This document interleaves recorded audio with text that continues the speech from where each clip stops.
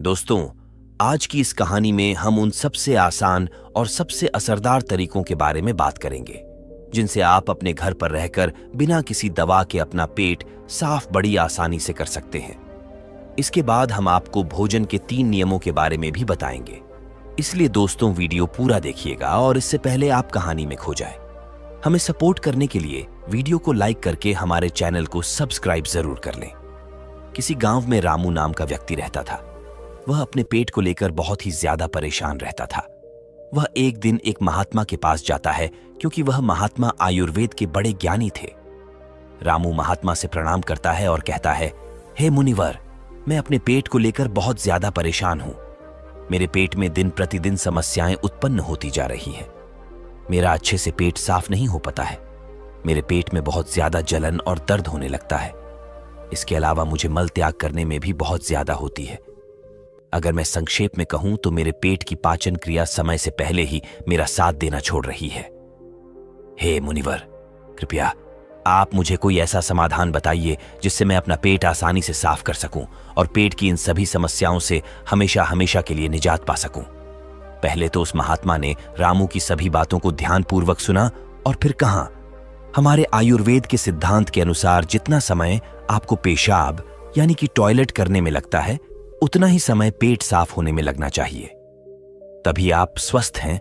लेकिन बहुत सारे लोग टॉयलेट में बहुत देर तक बैठे रहते हैं, मोबाइल चलाते रहते हैं, न्यूज़पेपर पढ़ते रहते हैं, लेकिन उसके बावजूद उनका पेट साफ ठीक से नहीं हो पाता और इसी कारण से उनके मन का संतुलन पूरे दिन बिगड़ा रहता है।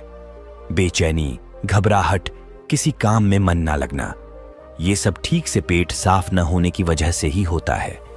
जब भी आप अपनी किसी भी बीमारी का इलाज आयुर्वेदिक पद्धति के अनुसार करवाते हैं तो सबसे पहले आपके पेट की सफाई की जाती है। यह अपने आप में पूरा इलाज नहीं है, लेकिन यह शरीर के सुधार के लिए बुनियादी वातावरण पैदा करता है। कोई भी दवा तभी ठीक प्रकार से काम करेगी जब आपका पेट साफ होगा, वरना तो आप कितनी भी दवाइयां ले, कितना भी इलाज कराएं, कोई फर्क नहीं पड़ने वाला। शरीर हमें संकेत भेजता रहता है कि हमारा पेट साहब ठीक से नहीं हो पा रहा है, जैसे कि पसीने में से दुर्गंध या मुंह में से दुर्गंध। अगर वहां से दुर्गंध आ रही है तो हमें समझ जाना चाहिए कि हमारा पेट ठीक से साफ नहीं हो पा रहा है और हमें इसका हल ढूंढना होगा। ठीक से नींद ना आना, मानसिक समस्याएं, ये सारी चीजें पेट साफ ना होने के कारण ही पैदा होती है। फिर रामू ने कहा कि महात्मन, हमें अपना पेट साफ कैसे करना है? महात्मा ने कहा, आज मैं आपको पेट साफ करने के लिए कुछ प्रभावी आयुर्वेदिक जड़ी बूटियों और तरीकों के बारे में बताऊंगा। ये जड़ी बूटियां आपको कब्ज से भी छुटकारा दिलाने में मदद करेंगी। महात्मा की इन्हीं बातों को सुनकर रामू बहुत ज्यादा उत्साहित हो जाता है और कहता है, महात्मन, कृपया आप मुझे उन सभी तरीकों के बारे में जानकारी दो जिससे मैं अपना पेट हमेशा के लिए स्वस्थ और साफ रख सकूं। इसके बाद महात्मा पहला तरीका बताते हुए कहते हैं, सबसे पहले हमें यह समझना चाहिए कि आज के समय में हमारी दिनचर्या और हमारा खान पान पूरी तरह से बदल चुका है और उसी बदलाव की वजह से हमारे शरीर में नाना प्रकार की बीमारियां पैदा होती है और हमारा पेट भी ठीक से साफ नहीं हो पाता। उदाहरण के लिए आज के समय में ज्यादातर लोग फ्रीज का पानी पीते हैं जो कि बहुत ठंडा होता है, और जितना ठंडा पानी आप पिएंगे आपके पेट में जमा गंदगी उतनी ही सख्त होती जाएगी और इसी कारण से कब्ज जैसी बीमारियां पैदा होती है। अगर पानी को गर्म करके गुनगुना करके पिया जाए तो पेट की गंदगी बड़ी आसानी से बाहर आ पाएगी। सुबह उठते ही 2 ग्लास गुनगुना पानी करके आराम से घूंट घूंट करके पिएं। कुछ लोगों को लग रहा होगा कि घूंट घूंट पानी करके पीने में बहुत समय लगेगा, लेकिन अगर यहां पर समय नहीं लगाएंगे, टॉयलेट में समय लगेगा। यह सबसे आसान और घरेलू नुस्खा है जो सब लोग अपना सकते हैं। बस संयम और नियम की जरूरत होती है। देखिए, ठीक तरह से पानी पीना आपकी बहुत सारी बीमारियों को खत्म कर सकता है। जितना हो सके दिन में ज्यादा से ज्यादा पानी पिए, लेकिन याद रहे, ठंडा पानी पीने की बजाय गर्म करके एक गुनगुना पानी पिएं। आजकल बाजार में ऐसी बोतलें भी आती है कि जिनमें आप जैसा पानी डालेंगे, पानी वैसा ही रहेगा, तो आप ऐसी बोतल ले सकते हैं और पानी गर्म करके गुनगुना करके उस बोतल में डाल सकते हैं और जब भी आपको जरूरत महसूस हो आप दिन में उस पानी को पी सकते हैं। लेकिन पानी के संबंध में एक बात जरूर याद रखना कि खाना खाते ही पानी नहीं पीना है। इससे आपकी पाचन क्रिया बाधित होती है। हमारे पेट में जठराग्नि जो होती है वो खाने को बचाने का काम करती है, और जब हम खाना खाने के बाद झट से पानी पी लेते हैं तो जठराग्नि शांत हो जाती है और हमारा खाना ठीक से पचा नहीं पाता। इसीलिए खाने के तकरीबन आधे से पौने घंटे तक पानी न पिएं। ये भी पता होना चाहिए कि पानी को किस तरह से पिए। एक तो खड़े होकर पानी ना पिएं। खड़े होकर पानी पीने से घुटनों में और जोड़ों में दर्द की समस्या पैदा होती है। पानी को बैठकर घूंट घूंट करके पिएं, वहीं पानी सबसे ज्यादा लाभकारी होता है। इसके बाद महात्मा ने रामू को दूसरा तरीका बताते हुए कहते हैं कि खाना खाने के बीच में कम से कम 5 घंटे का अंतर होना चाहिए, जिससे कि जो खाना आपने खाया है वो ठीक से हजम हो सके, उसका पाचन ठीक से हो सके। जब हमारा शरीर पाचन की क्रिया कर रहा होता है तब शरीर के बाकी क्रियाएं धीमी रफ्तार पर चलने लगती है। कोशिकाओं के स्तर पर शुद्धिकरण धीमी रफ्तार पर चलने लगता है और इस कारण शरीर अपनी गंदगी खुद साफ नहीं कर पाता। लेकिन अगर आप खाने के बीच में कम से कम 5 घंटे का अंतराल देते हैं तो इससे आपके शरीर को पर्याप्त समय मिलता है कि उसकी कोशिकाएं खुद अपनी गंदगी, अपने शरीर की गंदगी साफ कर सके। पश्चिमी भाषा में हम इसे इंटरमिटेंट फास्टिंग भी बोलते हैं, लेकिन इंटरमिटेंट फास्टिंग में ज्यादा समय तक भूखा रहना पड़ता है। उसको हम अर्ध उपवास भी बोल सकते हैं। दोस्तों, अगर उसके बारे में आपको पूरी जानकारी चाहिए तो उस वीडियो का लिंक आपको डिस्क्रिप्शन बॉक्स में मिल जाएगा। अब महात्मा ने रामू को तीसरा असरदार तरीका बताते हुए कहते हैं, अपने पेट को साफ करने के लिए हमें यह समझना होगा कि जो लार होती है वही हमारे खाने को पचाने का काम करती है। जितनी ज्यादा मात्रा में लार पैदा होगी उतनी ही आसानी से खाना पच जाएगा। कुछ लोगों का मुंह हमेशा सूखा सूखा रहता है, उसमें लार पैदा नहीं होती, इसीलिए उनका खाना ठीक से हजम नहीं हो पाता। इसके लिए जरूरी है कि हमारा शरीर सही मात्रा में लार पैदा करे। उसके लिए हमें ज्यादा से ज्यादा सलाद खाना चाहिए। सलाद खाने से लार पैदा होती है, फाइबर होते हैं उसमें, जिससे हमारा खाना आसानी से हजम हो जाता है। इसके अलावा खाना खाने के बाद कुछ मीठा खाया जा सकता है। जिन लोगों को शुगर या डायबिटीज नहीं है वे आसानी से मीठा खा सकते हैं, और वो मीठा खाने के कारण उनके शरीर में लार पैदा होने लगती है, जिससे कि पाचन क्रिया आसान हो जाती है। अगर आप सलाद को खाना खाने से पहले खाते हैं तो वो ज्यादा लाभकारी होता है। उससे आपकी भूख बढ़ती है और आपके शरीर में लार पैदा होनी शुरू हो जाती है। इसके बाद महात्मा ने रामू को चौथे तरीके में अपनी आहार नली को साफ रखने के बारे में बताया। उसको हम कैसे साफ रख सकते हैं? देखिए, आहार नली में से ही खाना हमारे पेट में जाता है। अगर आहार नली ठीक से साफ नहीं होगी तो हमारे खाने के साथ ऐसे कीटाणु हमारे पेट में पहुंचेंगे जो हमारे शरीर को नाना प्रकार से नुकसान पहुंचाएंगे। इसीलिए जरूरी हो जाता है कि जो आहार नली है उसमें जो कीटाणु है उनकी ठीक से सफाई हो जाए, और इसके लिए सबसे ज्यादा लाभकारी होता है नीम। एक ऐसा दिव्य पेड़ नीम एक ऐसा दिव्य पेड़ है जो भारत में बड़ी आसानी के साथ उपलब्ध हो जाता है। हर जगह मिल जाता है। नीम की पत्तियों को और हल्दी को पीसकर एक छोटी सी गोली बन जाती है। कुछ दिनों तक सुबह उठकर उस गोली को पानी के साथ सीधा गटक लिया जाए, जिससे कि आपकी आहार नली पूरी तरह से साफ हो जाए। हमेशा नहीं करना है, ये सिर्फ 7 दिनों तक करें। 7 दिनों में आपकी आहार नली पूरी तरह से साफ हो जाएगी। हर 3 महीने में इसको दोहराते रहें, जिससे कि आपकी आहार नली समय समय पर साफ होती रही और आपके पेट में ऐसे कीटाणु कभी ना पहुंच पाए जो आपकी पाचन क्रिया को बाधित करते हैं।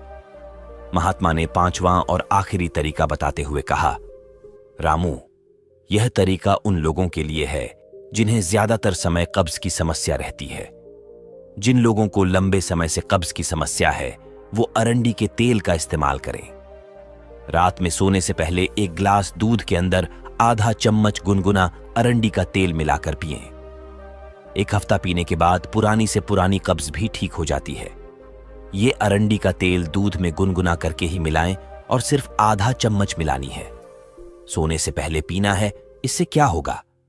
आपकी आंतों के पास एक चिकनाई की परत बन जाएगी, एक कवच बन जाएगा, जिसका कारण से आपके हाथों में खाना नहीं चिपकेगा, और खाना अगर आंत में नहीं चिपकेगा तो कब्ज की समस्या कभी नहीं होगी। देसी अरंडी का तेल लें। पैकिंग में जो तेल आता है, जो अंग्रेजी होता है, वह उतना लाभकारी नहीं होता है। किसी भी पंसारी से खुले पीपे में से तेल ले। एक तो वो सस्ता भी होगा और दूसरा वो लाभकारी भी ज्यादा होगा।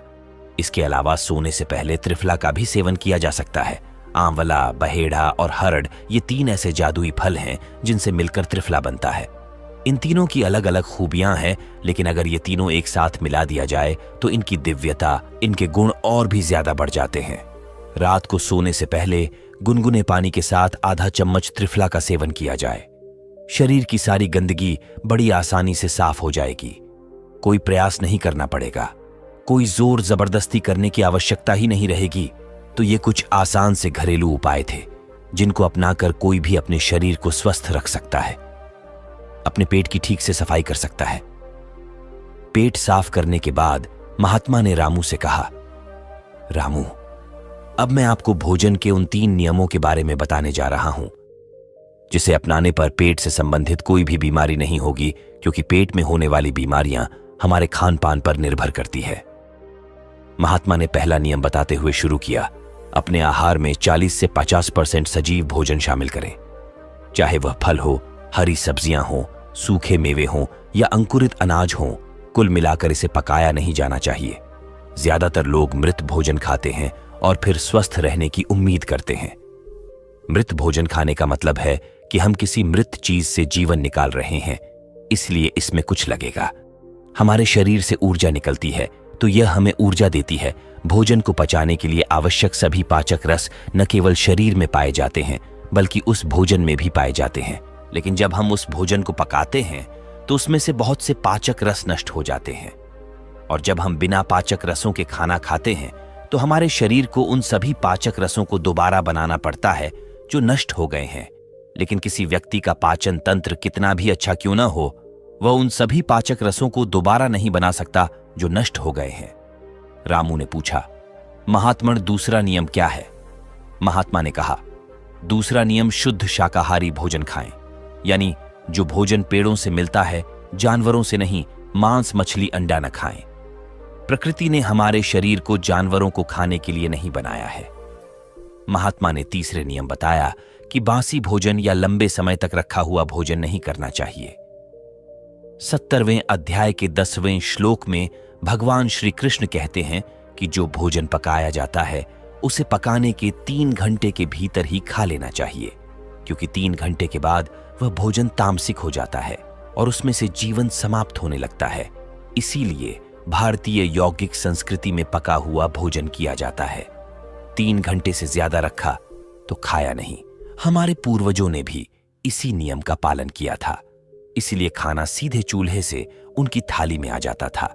लेकिन आजकल ज्यादातर लोग सुबह का खाना शाम को खाते हैं और रात का बचा हुआ खाना सुबह खाते हैं और कई बीमारियों को निमंत्रण देते हैं। महात्मा ने रामू को तीनों नियम बताने के बाद अपने ध्यान केंद्रित में लग गए और रामू ने महात्मन को प्रणाम किया और वहां से चला गया। तो दोस्तों, यदि आप भी इन 3 नियमों का पालन करोगे तो तुम्हारी बीमारी भी ठीक हो जाएगी और तुम भी ठीक हो जाओगे। ऐसी वीडियो बनाने का सिर्फ एकमात्र मकसद है कि इंसान अपना इलाज खुद करना सीखें। पश्चिमी दवाएं, अंग्रेजी दवाएं एक तो काम बहुत कम करती है और काम कर भी जाती है तो वो शरीर में दूसरे नुकसान पहुंचाती हैं जिनका हमें पता ही नहीं होता। लेकिन हमारे आयुर्वेद में वाग्भट्ट जी ने ऐसे बहुत सारे तरीके बताए हैं जिनसे घरेलू नुस्खे अपनाकर अपने शरीर को हमेशा हमेशा के लिए स्वस्थ रखा जा सकता है। तो फिर क्यों हम अंग्रेजी दवाओं की तरफ दौड़ रहे हैं? हमें अपनी सभ्यता, अपनी संस्कृति और अपने ज्ञान पर भरोसा करना चाहिए, उसे अपनाना चाहिए, उसके बारे में पूरी जानकारी लेनी चाहिए। हर घर में जिस तरह से धार्मिक पुस्तकें होती है उसी तरह से अष्टांग हृदयम जैसी किताबें भी होनी चाहिए जिनका रोज अध्ययन करना चाहिए, जिसमें शरीर के बारे में सारी जानकारी उपलब्ध होती है। पहले यह किताब संस्कृत में होती थी, लेकिन अब उसका हिंदी अनुवाद भी आ चुका है, तो समझने में कोई ज्यादा समस्या नहीं होगी। दोस्तों, कैसी लगी ये वीडियो?